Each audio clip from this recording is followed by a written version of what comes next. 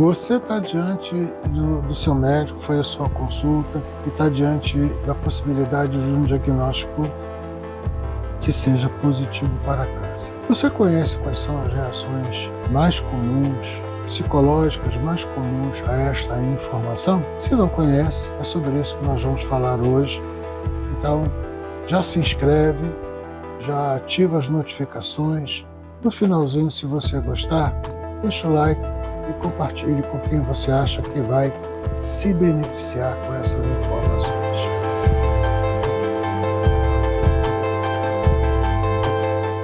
Muito bem.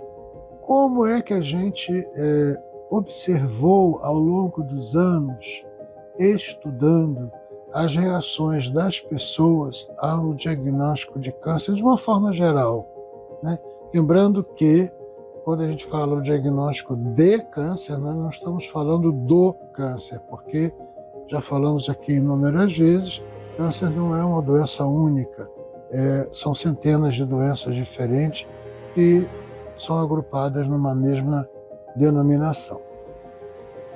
Tem uma médica, na verdade, chamada Elisabeth Kübler-Ross, que eu sugiro, quem não conhece, procure lê-la, porque ela tem informações muito interessantes sobre a morte, o morrer e o diagnóstico de câncer. E ela elencou, e nós utilizamos até hoje, as reações psicológicas mais frequentes quando a pessoa tem um diagnóstico de câncer. A primeira reação mais natural é negar. Negação. Não, comigo não pode ser comigo. Isso não tem nada a ver comigo. Né? É uma reação extremamente natural, que leva algum tempo, que a gente observa e tem que estar atento, nós profissionais temos que estar atentos a essa informação, a esta reação, para poder dar o tempo necessário da assimilação acontecer. A segunda reação mais frequente é a raiva. A raiva, que é uma emoção primária, é uma emoção importante, é uma emoção necessária. É muito frequente quando um paciente com diagnóstico de câncer desenvolve essa emoção, que as pessoas ao redor tendam a tentar apaziguá-la. Não. A raiva tem que ser manifestada. Aliás, qualquer emoção tem que ser manifestada. E na raiva, a gente normalmente vai pensar: oh, meu Deus, quanta gente ruim nesse mundo que podia ter 3, 4 cânceres ao mesmo tempo, e eu, uma pessoa tão boazinha, que não faço mal a ninguém, por que eu fui ter isso? Enfim, esta é uma reação natural, é uma reação que vai acontecer e que nós precisamos entender e não sufocar. Depois da reação de raiva, é muito frequente, nós temos a reação da barganha. Ou seja, quem não prometeu subir a escadaria da Penha se Nossa Senhora lhe desse alguma coisa em troca? Quem não prometeu acender velas para um santo, para Jesus, enfim, qualquer entidade religiosa, se essa entidade religiosa lhe desse alguma coisa?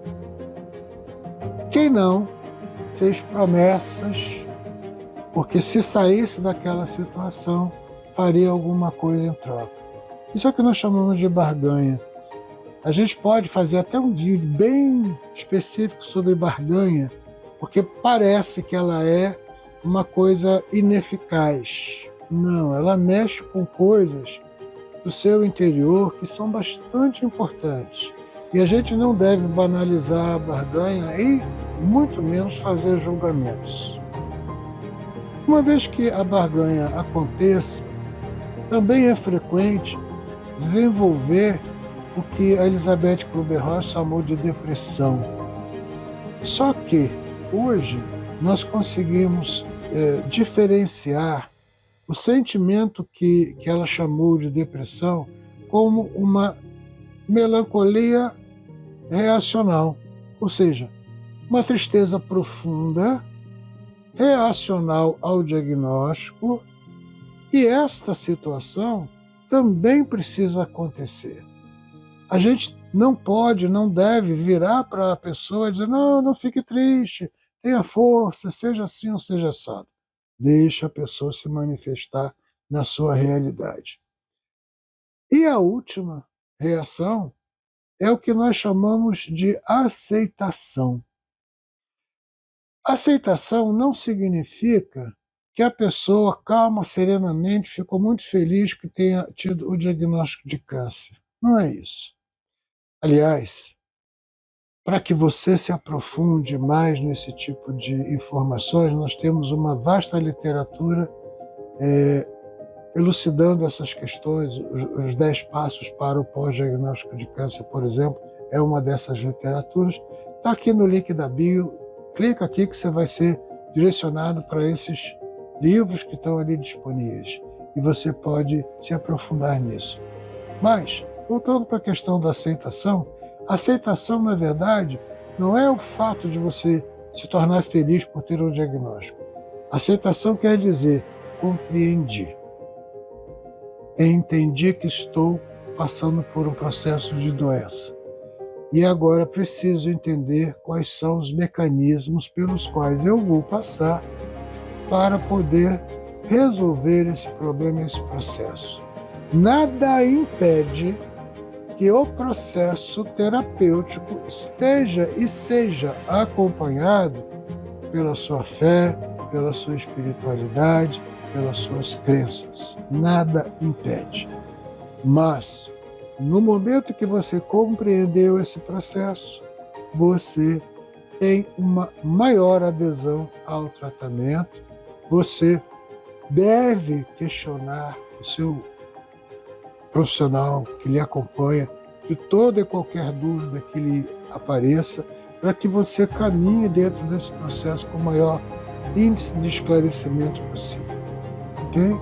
Se você gostou disso, agora é a hora do like e agora é a hora de você compartilhar com outra pessoa que ache interessante tomar ciência desse conhecimento. E ficar atento. Se inscreva aqui se não é inscrito, ok? Para novas conversas que a gente possa trazer de esclarecimento e ajuda para você.